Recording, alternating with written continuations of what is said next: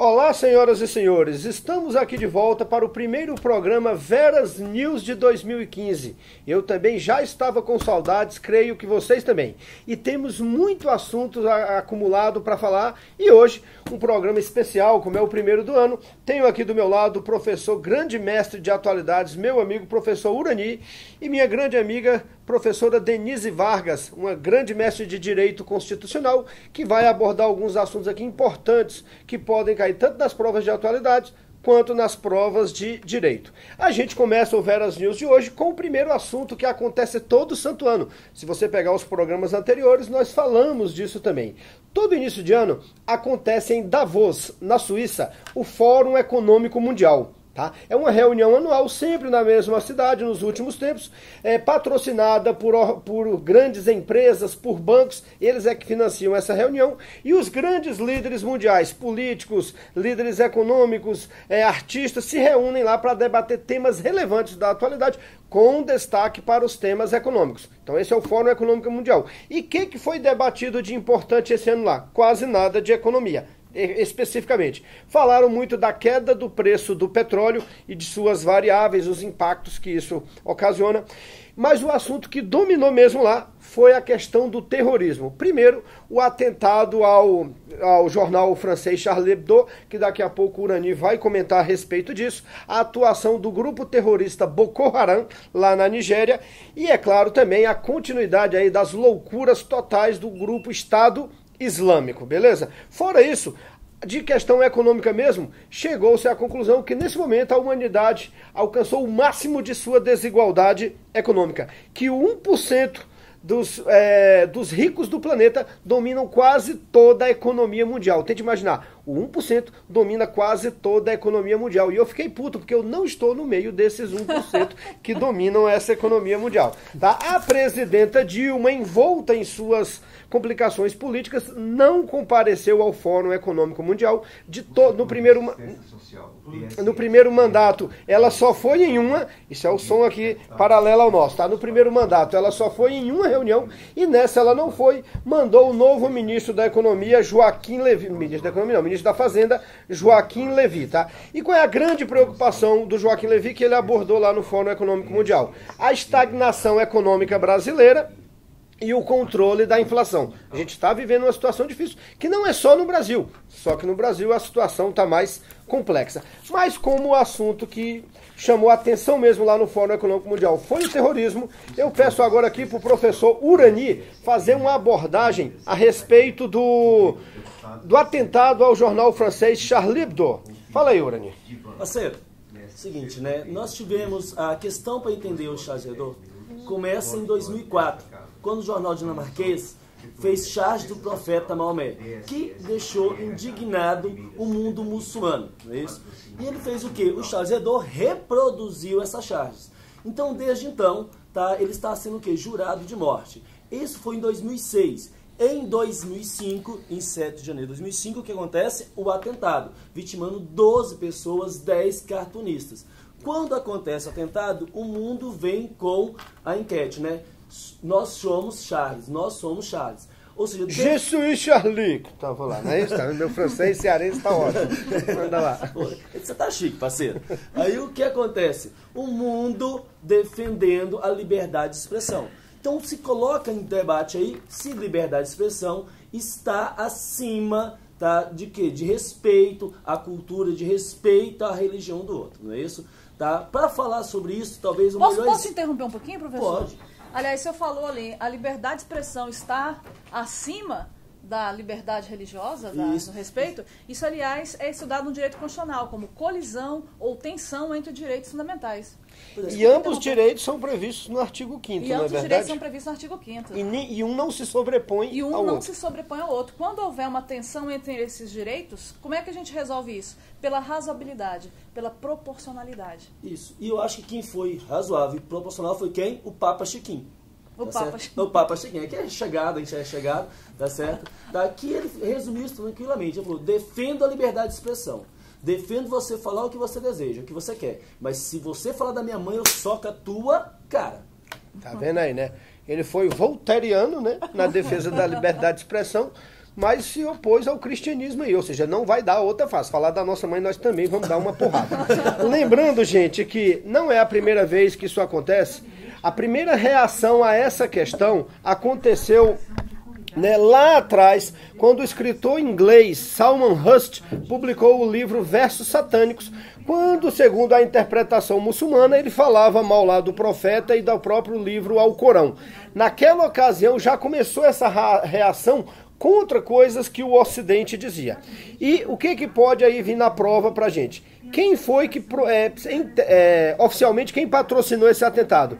A rede terrorista Al-Qaeda do Iêmen, onde hoje é a principal base de treinamento dos terroristas do Iêmen, da rede terrorista Al-Qaeda. Então tá aí o jornal Charlie Hebdo. Outro grupo que vem assustando aí o mundo e que necessita de uma reação internacional contra ele é o Boko Haram. O Boko Haram é um grupo que atua na Nigéria, que também pretende criar um Estado Islâmico na Nigéria, tá lá matando uma porrada de cristão ou qualquer um que se oponha à sua situação. Então, assim como nós temos o Estado Islâmico atuando no Iraque e na Síria, nós temos lá o Boko Haram atuando na Nigéria. E agora, recentemente, Boko Haram e Estado Islâmico anunciaram uma espécie de união. Tente imaginar que você pegando todo o Oriente Médio até a África, você vai ter uma grande ação de grupos terroristas, o que assusta o mundo inteiro. E aí são regiões pobres, quanto mais pobre, facilmente esses grupos extremistas se espalham. Parceiro, vale lembrar que a origem do ISIS, tá? Ou Estado Islâmico apenas, ela vem devido à intervenção dos Estados Unidos no Iraque. Vamos lembrar que o Iraque é um país de maioria xiita, tá? Mas que era bancado, os Estados Unidos bancavam Saddam Hussein, que era sunita. Quando cai Saddam Hussein, esses xiitas vão para o poder, tá certo? E é lógico que vão fazer o quê? Eles vão querer devolver 40, 50 anos, tá? De porrada que receberam de quem? Que receberam dos sunitas. É mais ou menos o seguinte, né? Tem 26 anos que o Vasco não ganha do Flamengo no final de campeonato. Tá? Se o Vasco voltar a ganhar, vamos fazer o quê? O Vasco ainda vai aproveitar para arrebentar, malhar flamenguista o ano inteiro. Descontar tudo de uma vez, 26 anos de uma vez só. Você imagina 40, 50 anos de massacre sunitas sobre xiitas. O sunita fala, não aceito isso, e faz o que então? E vai criar em 2004 já o Estado Islâmico do Iraque, que depois vai crescer para Estado Islâmico do Iraque e do Levante ou da Síria, hoje apenas autodenominado EI, ou seja, Estado Islâmico aí.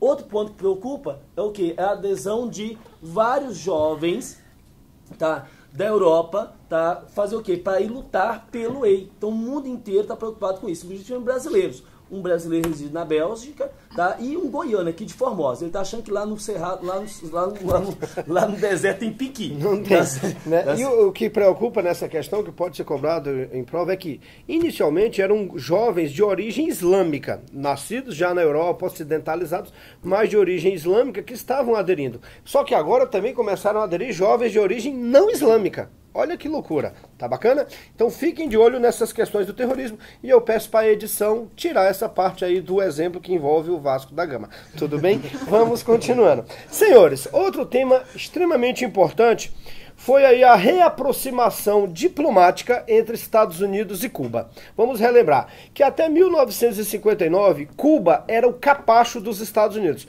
Os próprios historiadores americanos classificavam Cuba de bordel, de cabaré dos Estados Unidos. O que era proibido nos Estados Unidos, em Cuba era permitido e os americanos controlavam toda a economia cubana, a estrutura fundiária, a estrutura industrial, o turismo e tudo.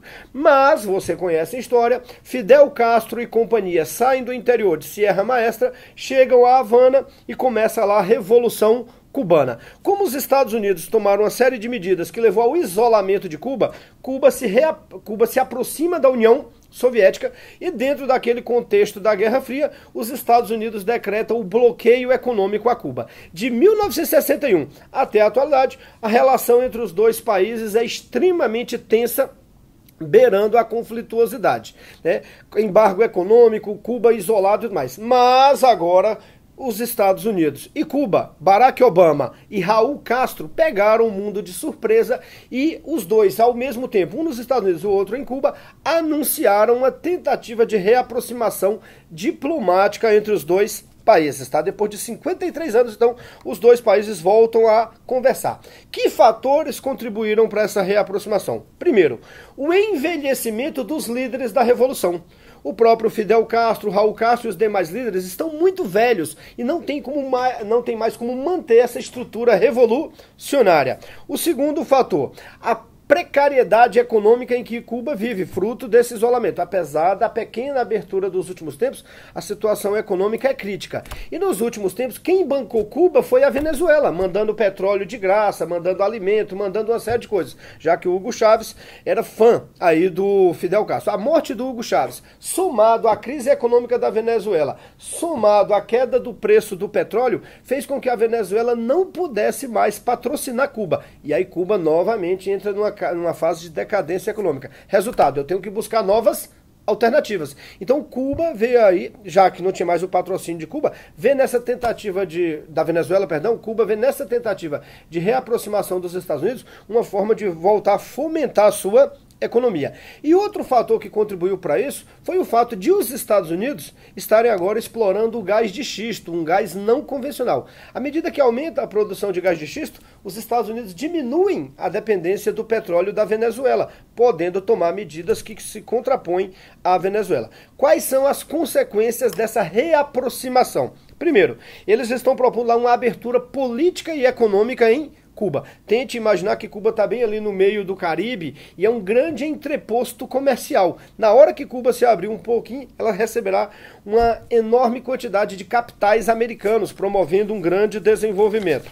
E aí nós podemos falar de quê? Do ganho que foi o Porto de Mariel, tá certo? Bancado pelo governo, Dilma extremamente criticada, mas que aí foi o quê? Foi uma jogada de mestre que deu certo agora. O Porto de Mariel pode se tornar o maior entreposto comercial de toda aquela região da América Central, o que mostra que tem aqueles que criticavam, dizendo que era patrocinando, podem agora fazer outra análise, ou seja, e como foi o Brasil que financiou, empresas brasileiras, segundo alguns analistas, podem ter vantagens na instalação de empresas nesse posto, tá? E aí, quais são as medidas entre Estados Unidos e Cuba? Primeiro, o governo dos Estados Unidos resolveu relaxar as viagens e remessas de dólares a Cuba. Os cubanos sediados nos Estados Unidos, aqueles que fugiram lá depois da Revolução, têm parentes na ilha. Então eles mandam dólares. Esse dinheiro que é mandado pelos cubanos americanos para a ilha, esse dinheiro é um motivo de aquecimento da economia. O que mais que os Estados Unidos permitiram? A liberação de transações financeiras e exportações. Muitas empresas americanas não podiam vender para Cuba. Se agora podem, é o início, tá, do fim do embargo econômico. E a liberação de prisioneiros políticos. O Raul Castro, dando um sinal de que busca essa reaproximação, libertou vários prisioneiros políticos lá em Cuba. E, o mais importante, está avançada a negociação para a reabertura da embaixada americana em Havana e a embaixada cubana lá em Washington. É um sinal, é um dos últimos resquícios da Guerra Fria que talvez chegue ao fim aí com essa busca de reaproximação. Lembrando que isso é possível graças a essa ação mais aberta do Barack Obama, porque se dependesse do Partido Republicano, isso não aconteceria em hipótese alguma. Claro que o Partido Republicano criticou essa reaproximação americano-cubana. Outro resquício da Guerra Fria, e esse está longe do fim, é a relação entre Estados Unidos e Coreia do Norte, sempre conflituosa. E o motivo que fez com que esses dois países voltassem ao pleno debate foi um motivo aparentemente banal. Quem vai contar essa história para você, professor Urani. O que acontece? A Coreia do Norte vem sendo governada por Kim Jong-un, não é isso? O do cabelo espetadinho lá, tá certo? O que eu costumo falar é que ele tem o corte lá de galinha polonesa e que obrigou os homens do país a cortar o cabelo igual ao dele, não é isso? O que acontece? Ele ficou chateado quando Hollywood fez o quê? Lança o filme A Entrevista. Só porque dois comediantes no filme tentariam matá-lo. O que ele fala? Ele fala, se o filme fosse lançado, seria considerado o quê? Uma declaração de guerra, tá? De forma cibernética, entra no site da Sony, tá? E faz o quê? A gente derruba, tá, o site. Mais ainda, ameaçam que cinemas que passarem o filme poderiam sofrer atentados. Estados Unidos faz o que também? Derruba sinal da onde? Gente, internet na Coreia do Norte. Isso leva a um novo entreveiro aí, tá? Mais ainda, Kim Jong-un fala o quê? Que se Estados Unidos e Coreia do Sul fizeram exercício militar, os militares de sempre vão fazer o quê? Ele também vai fazer o quê? Vai fazer esses exercícios militares e pode gerar uma guerra mundial. Detalhe, agora, hoje, nesse exato momento, a Coreia do Norte está disparando mísseis, aonde, gente? No mar do Japão, tá certo? Passando ali por cima da Coreia do Sul. Ou seja, é um desafio. Não acredito que vai levar muito à frente, não. Como diz o meu amigo aqui, a Coreia do Norte é o quê? Um mendigo chantagista. Quer dizer, não tem nada, como tem bomba atômica, fica chantageando o mundo. Só que é desde o atentado de Washington, consegue algum merréis. Um merréis aí para tentar fazer o quê? Passar pela imensa crise que vem passando. Afinal de contas, a crise de fome, tá certo, na Coreia do Norte é imensa.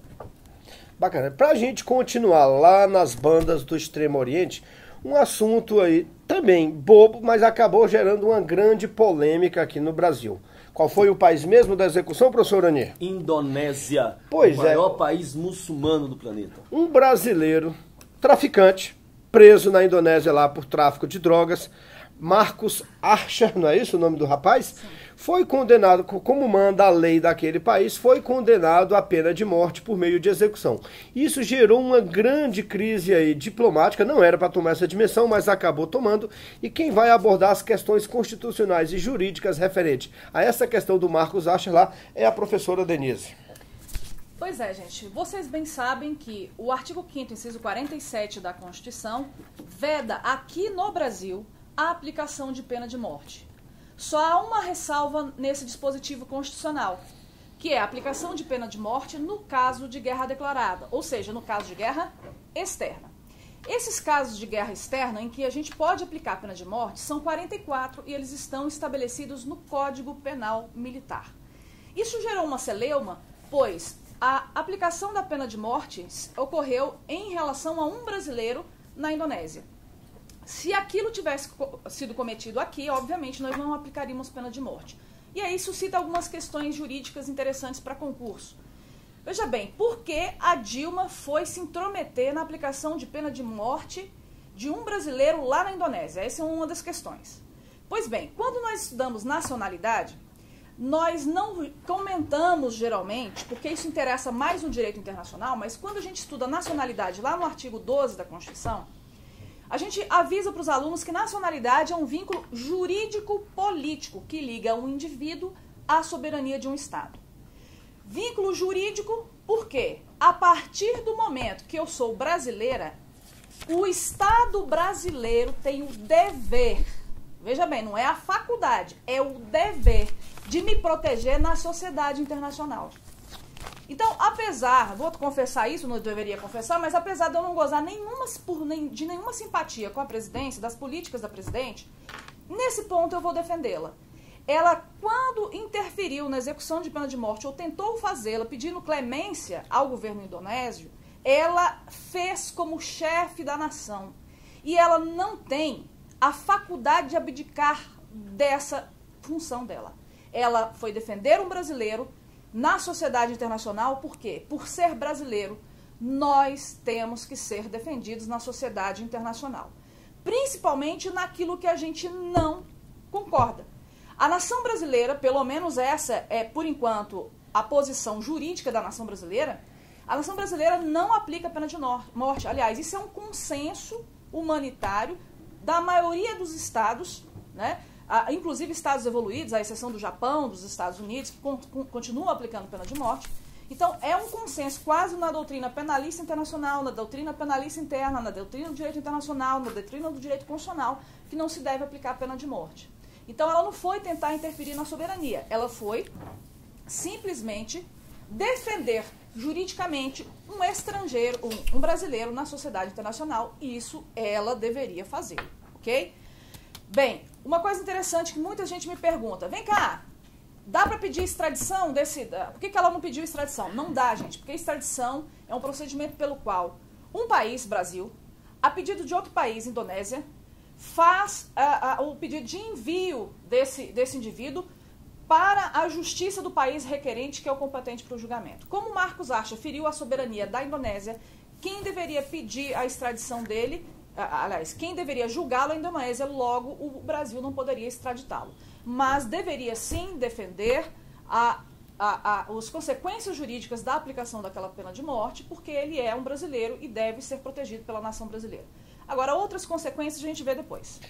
E aí, vale aqui, assim, se por um lado jurídico-constitucional a presidente Dilma acertou, afinal de contas, como representante do povo brasileiro, ela tem que defendê-lo em qualquer local do planeta, no campo diplomático, das relações comerciais internacionais, muitos analistas julgam que a presidente errou, à medida que ela, em virtude desse fator, tirou do campo jurídico e levou para o campo comercial. Inicialmente no campo diplomático, quando ela se recusou aqui a dar as credenciais para o novo embaixador daquele país aqui no Brasil, e quando ela chegou a cogitar até o corte das relações comerciais. Ela só cogitou, não cortou. Lá na Indonésia, eles estão pleiteando comprar alguns aviões da Embraer, que é uma grande empresa brasileira, e como forma até de vingança, de retaliação, eles estão estudando lá a possibilidade de não comprar mais. Veja bem que a presidente acertou à medida que defendeu o brasileiro, segundo a análise jurídico-constitucional,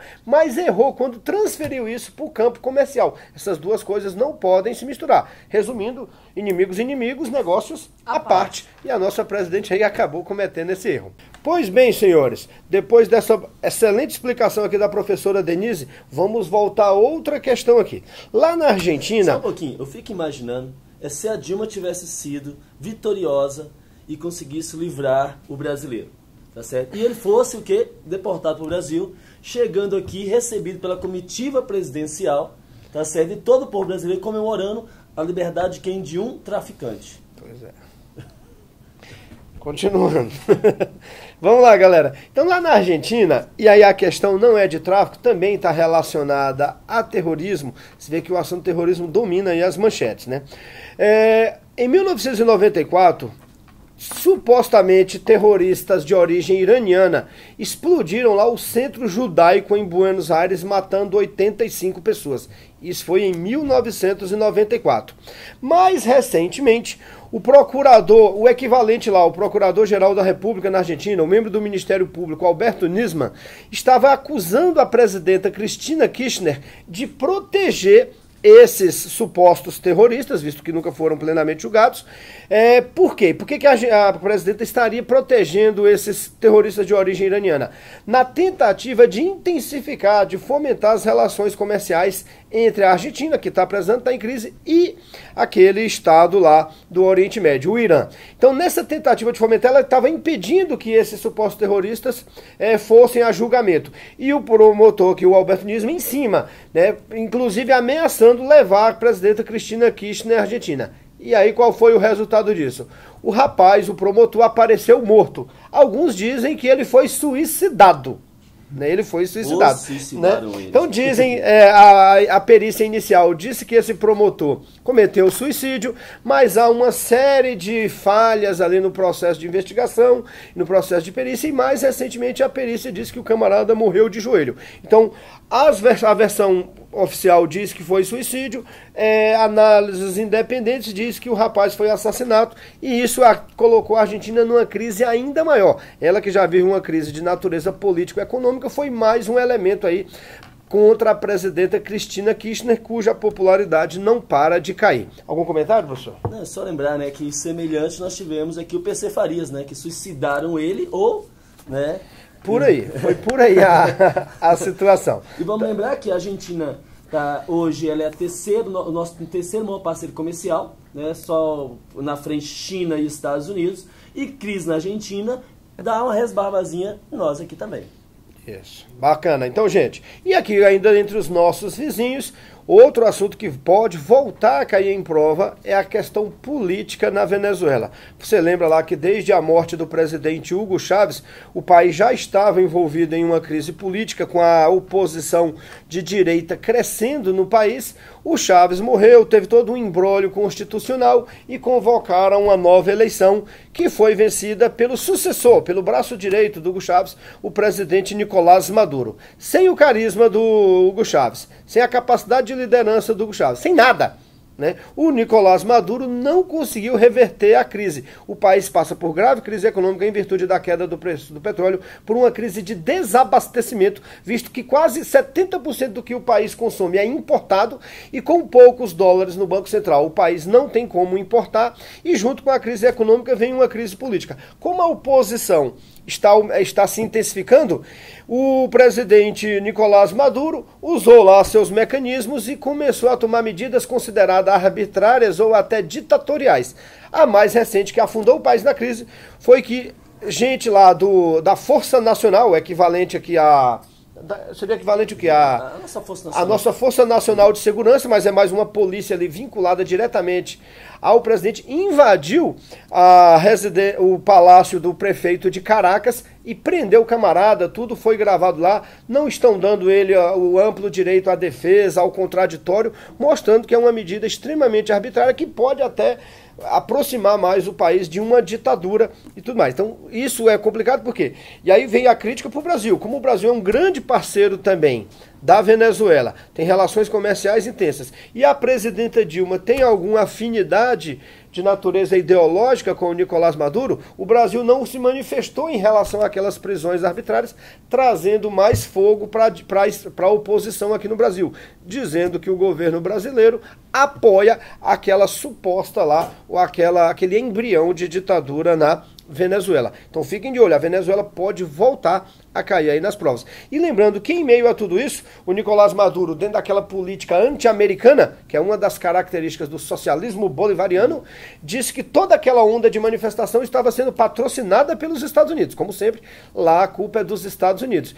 E fez com que a Venezuela limitasse o número de integrantes da embaixada americana na Venezuela. Em represália, os Estados Unidos tomou a mesma medida. Então a situação entre Estados Unidos e Venezuela não é nada fácil. E para piorar, mais recentemente, uma autoridade americana classificou a Venezuela como uma ameaça à segurança dos Estados Unidos. Isso pode botar mais lenha na fogueira. Dentro dessa questão toda de manifestações, o Brasil, agora aí no próximo dia 15, né, tem aí marcado uma onda de manifestações contra o governo, contra a corrupção e alguns aí malucos até pedindo o retorno da ditadura militar. Esses aí, como eu, ainda menino, levei cacetetada nas costas e sei na pele o que é a ditadura militar. E eu só peguei a fase light, né? Lá no governo João Batista de Oliveira Figueiredo, né? Eu não gosto nem de lembrar esse período que dói aqui nas costas da cacetetada que eu levei. Para com suas gracinhas, negócio de ditadura. Tá bacana? Então, gente, fora esses loucos que defendem aí a retomada do movimento militar, a questão da manifestação é justa, é democrática, todos têm o direito de se manifestar. E alguns aí estão pedindo o impeachment da presidenta. Como muita gente tem uma série de confusões na hora de interpretar essa questão do impeachment, do impedimento, ninguém melhor do que a professora Denise Vargas para explicar para a gente como é que funciona constitucionalmente essa questão e vai cair isso em prova, hein? Presta atenção. Bom, gente, uma pergunta que tem sido feita tanto na minha fanpage quanto na do professor Reginaldo é assim: se ocorrer impeachment, professor, quem sucederá a presidente Dilma? Gente, o impeachment é o nome do processo que se instaura para apurar crimes de responsabilidade de algumas autoridades políticas. Bom, o impeachment, ele surgiu lá na Inglaterra, num parlamentarismo, em que não se tinha como atacar e tirar o poder do rei. Não de forma direta, mas de forma indireta teria. Foi criada na Inglaterra o tal do crime de responsabilidade. Para isso seria instaurado um processo de impeachment. Naquela época, na Inglaterra, esse crime ele era de natureza penal. Quais seriam as penas aplicadas para poder derrubar os ministros do rei, atingindo o rei de forma indireta? Primeiro, perda do cargo ou da função pública e segundo, pena de prisão perpétua ou morte. Claro, né? Tinha que perder o cargo primeiro para depois morrer, né? Então, lá na Inglaterra, num regime monárquico, surgiu a história do crime de responsabilidade. Mas esse crime foi levado para os Estados Unidos e foi aperfeiçoado. Lá ele ganhou uma natureza, saiu de penal e ganhou uma natureza político-administrativa. Nos Estados Unidos, o crime de responsabilidade que gera o processo de impeachment é uma infração político-administrativa que gera a perda do cargo e a inabilitação para o exercício de função pública. Aqui no Brasil, nós copiamos essa ideologia norte-americana. Portanto, o crime de responsabilidade no Brasil é uma infração político-administrativa. Algumas autoridades podem cometê-la. Exemplo, o presidente da República. O artigo 52 da nossa Constituição estabelece o seguinte: se o presidente da República praticar um crime de responsabilidade, qualquer cidadão pode, como cidadão, denunciar a presidente da República perante a Câmara dos Deputados por crime de responsabilidade. Só que para essa denúncia por crime de responsabilidade ser levada adiante, a Câmara, por 2/3 de seus membros, deve autorizar a instauração desse processo. 2/3, é bem qualificado. A maioria qualificada. Se a Câmara autorizar a instauração do processo, o processo de impeachment deve necessariamente, não é faculdade do Senado, deve necessariamente ser iniciado no Senado. Lá no Senado vai ter o contraditório, ampla defesa, 2 fases do julgamento, e no julgamento do Senado, que é um julgamento, leia-se, jurídico, não, político. Não tem julgamento jurídico ali, é julgamento político. No Senado, se quiserem condenar a presidente, aí a condenação tem que ser pelo quórum qualificado de 2/3 também, ok? Esse processo, o Collor já passou por esse processo, e o julgamento é um julgamento político, infelizmente não é um julgamento jurídico. E isso vai depender das conjunturas lá da presidente com o Congresso, né? Dizem aí as más línguas que na época do Collor ele sofreu esse impeachment, inclusive porque ele não quis arcar com a história do mensalão, né? Que ele não quis dar dinheiro para os parlamentares. Então, é possível que a presidente sofra um impeachment? Isso depende da conjuntura política. Hoje, eu acho essa conjuntura política mais favorável, né? Porque com essa lista que lançaram aí o nome dos parlamentares, dos presidentes lá... Do Petrolão. A lista do Petrolão, que não nos interessa aqui para concurso, mas essa lista do Petrolão pode até facilitar o processo de impeachment. E se Dilma for condenada num processo por crime de responsabilidade? Se ela sofrer o impeachment, Denise, quem vai suceder? Pois é, quem sucede é o vice-presidente da República, Michel Temer. Ele que vai suceder a presidente no caso de impedimento. Uma dúvida que tem sido feita... Desculpa, professora Denise, eu não posso deixar de fazer esse comentário. Por favor, vocês que estão assistindo essa explicação constitucional, avisem os seus amigos desavisados. Porque eu não aguento o povo achar que é o Aécio quem vai assumir, gente. Não tem terceiro turno, pelo amor de Deus. Não tem terceiro turno. Como diria o ministro Toffoli, né? Não tem terceiro turno, né? Ninguém vai tirar a Dilma aqui do terceiro turno. Mas o cidadão e o Congresso podem retirá-lo do poder. Se for à vontade da maioria, isso será feito e quem vai suceder é o Michel Temer. Só que acontece um fenômeno interessante. Iniciado o processo de julgamento de impeachment no Senado, a presidente automaticamente ficaria suspensa por 180 dias de suas funções. E aí, quem iria substituí-la nesse prazo? O vice, Michel Temer. Se por algum motivo ele não pudesse, seria o presidente da Câmara. Que está na lista. E se ele não pudesse, o presidente do Senado, Renan Calheiros. Renanzinho. E se por algum motivo não pudesse, aí sim iria vão ressuscitar o Sarney. Não. Misericórdia. Vão lá para o presidente do Supremo Tribunal Federal, ok? Agora, lembrando que isso é uma substituição temporária, porque realmente, se ela perdesse o mandato e eventualmente Michel Temer também perdesse, aí sim, nos 2 primeiros anos faríamos uma nova eleição, né? Um mandato tampão para os eleitos, ou nos 2 últimos anos, eleição indireta pelo Congresso em 30 dias. E quem substituiria até lá as eleições? Essa ordem, né? Presidente, vice, presidente da Câmara, presidente do Senado, né? E presidente do STF. Então, pense bem essa questão de impeachment. Impeachment a Dilma, houve um impedimento, que aí ela perderia o cargo, ficaria inabilitada para exercer qualquer função pública por 8 anos. Quem seria o presidente da República? Michel Temer. Pois bem. Nós teremos uma excelente primeira-dama. É verdade. Seria a parte boa. Ela jogaria no meu time de titular, com certeza. Fora esses comentários. Gente, fora esses comentários idiotas, vamos resumir aqui. Então, toda reivindicação é justa, é democrática, nenhum impeditivo. A própria presidente já deixou isso claro, que as manifestações são justas. Agora, vamos esperar o dia 15, vamos ver a dimensão que essas manifestações irão tomar. Deixando muito claro que é natural, até pelo jogo político, que as manifestações serão mais intensas nos lugares onde a Dilma teve uma menor votação. Provavelmente será muito forte em Brasília, São Paulo, Curitiba, mas ninguém vê tais manifestações ocorrendo, por exemplo, nos lugares onde a presidenta Dilma foi vitoriosa, né? Mostrando aí que ainda há uma rusga política nesse processo. E lembrando, como disse o professor João Trindade em artigo publicado sobre essa questão, para que a presidenta venha a ser aberto o processo de impeachment, há necessidade de provas de envolvimento da presidenta. Como não é uma questão jurídica, é uma questão política, a galera pode até esquecer, os parlamentares podem até esquecer a questão das provas e partir para uma cassação política. Isso só vai acontecer efetivamente com uma pressão popular absolutamente intensa e constante. Eu estava no auge das manifestações lá em 1992, quando o processo do impeachment, eu e o professor Urani estudávamos na UNB e saíamos a pé da UNB para ir para o Congresso no ato das manifestações. No dia exato em questão, nós estávamos lá na frente do Congresso. Mas ali foi uma continuidade de manifestações.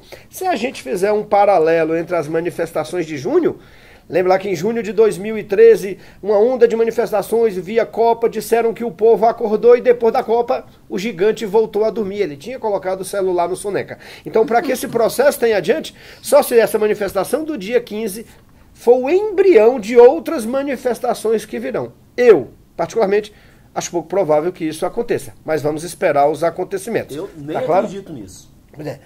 E se chover, aí ninguém vai na manifestação mesmo. Nós estamos gravando isso aqui na sexta-feira, que antecede a essas, hoje é dia 13, sexta-feira 13. Pois bem, galera, e para fechar aqui o nosso Veras News, esse bate-papo muito bacana, tá aqui, o professor Urani vai fazer com vocês uma abordagem da mais recente crise econômica grega. A Grécia, meu amigo, não sai desse buraco e quando acha que vai sair, se atola num ainda mais fundo. Tem que lembrar que a crise da Grécia, tá, ela não é em decorrência da crise dos Estados Unidos 2008 2009, mas ela tem a ver.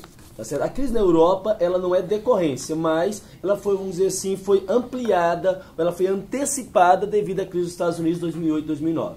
A crise na Grécia, não só nela, mas nos chamados PIGs, né? Portugal, Irlanda, Itália, Grécia e Espanha, tá? Ela vem derivada de quê? De dívida pública, tá? Dívida pública imensa. No Brasil hoje, a nossa dívida pública, a nossa dívida interna, ela está na ordem de 2,3 trilhões de reais, mas equivale em torno de 35% do nosso PIB, tá? Já a Grécia, tá? Ela tem uma dívida que está em torno de 185 bilhões de euros. Tá? Ou seja, é praticamente impagável. Não só ela, Portugal, Irlanda, a Itália, a Espanha, mais ou menos da mesma forma. O que acontece? A Grécia lá atrás, para conseguir sair dessa crise, foi pedir dinheiro para quem? Tá? Para o agiota internacional, o FMI. Só o FMI dava conta dele? Não. A crise era tão grande que só o FMI não dava conta. Então teve que juntar FMI, teve que juntar Banco Central Europeu, mais Comunidade Europeia. Foi o que eles fizeram. O que já fizeram no mundo inteiro, que o FMI fazia com o Brasil na década de 80, na década de 90. Eu te empresto dinheiro, Grécia, mas tem que fazer o quê? Alguns ajustes. Que ajustes, por exemplo, aqui, tá certo? Demitir servidor público, reduzir o salário do servidor público, fazer reforma na Previdência para o aposentado aposentar cada vez mais tarde, assim economizar dinheiro. Você está falando da Grécia ou do Brasil e do Distrito Federal? Do Brasil e do Distrito Federal da década de 80. Da década de 80. Eu pensei que era na atualidade. Mas é mais ou menos parecido. Tem que fazer o quê? Tem que fazer austeridade fiscal. O que é isso? É gastar menos e arrecadar... É DF mesmo, viu? Tá? É arrecadar cada vez mais. Ou seja, tá? Isso é medida impopular. A população da Grécia não aceitava isso. Não teve jeito. Lá atrás a população foi para as ruas, a polícia desceu a pancada e teve que fazer o quê? Teve que aceitar. Teve eleições na Grécia, tá certo? O PSTU da Grécia foi eleito, partido de esquerda mesmo, extrema esquerda, e falou o quê? Eu não aceito essas imposições, mas eu quero dinheiro, tá? O que aconteceu, gente? Na última hora teve que ceder, porque sabe que sem dinheiro não vai a lugar nenhum. Então a Grécia está voltando à tona e deve cobrar em prova, tá certo? Essa retomada da Grécia a pedir que dinheiro para os credores, o boato da Grécia poder sair da zona do euro. Vamos lembrar que a União Europeia hoje, tá, nós temos 11 países que não fazem parte da zona do euro. Importante você saber, Inglaterra, Dinamarca, tá, e Reino Unido, tá? Reino Unido, Suécia, Inglaterra, Dinamarca e Suécia, tem mais 7, 8 aí. Mas interessante saber esses três, e que daria uma consequência muito grande. E não é só a Grécia que está em crise, a Grécia é quem mais está aparecendo, tá certo? Mas a Itália está quebrada. O símbolo da crise na Itália é o suicídio. A Espanha está arrebentada, é o desemprego. Portugal e Irlanda também estão o quê, gente? Capengando aí, tá? Então anota que isso pode cair na sua prova. E na contramão desse processo, por incrível que pareça, os Estados Unidos vêm apresentando uma leve recuperação econômica, com queda do desemprego e aquecimento da economia. Num momento importante para o presidente Barack Obama, porque a recente pesquisa mostrou que a popularidade dele estava baixíssima e que ele era considerado pela população americana o pior presidente de todos os tempos. Então essa recuperação da economia, a diminuição do desemprego pode fazer a popularidade do presidente Barack Obama aumentar, o que é muito importante. Bacana? Você deve estar estranhando que eu falei que era o último assunto, e realmente é, mas um assunto extremamente relevante, que dominou as manchetes também, foi a crise hídrica. Sobre a crise hídrica, não está nesse programa de hoje, mas nós faremos um Veras News especial a respeito da crise hídrica e das questões ambientais e econômicas envolvendo esse tema tão importante. Pois bem, agradeço aqui a presença do professor Urani, agradeço aqui a presença da professora Denise, espero que vocês tenham gostado e em breve a gente volta com o próximo Veras News. Quer deixar algum recado, professora? Gente, estudar até passar. Agradeço a parceria, a amizade e sucesso sempre. Pra e você vai e ter você. Sorteio, hein, galera? Vai ter sorteio de brindes aí, inclusive livro aqui da professora Denise Vargas e outras brindezinhos para vocês que deixarem aí o comentário no YouTube. Um abraço, gente, e até a próxima. Vai dar quase 1 hora de programa. Vai dar 1 hora. De conversa e programa deu 53 minutos.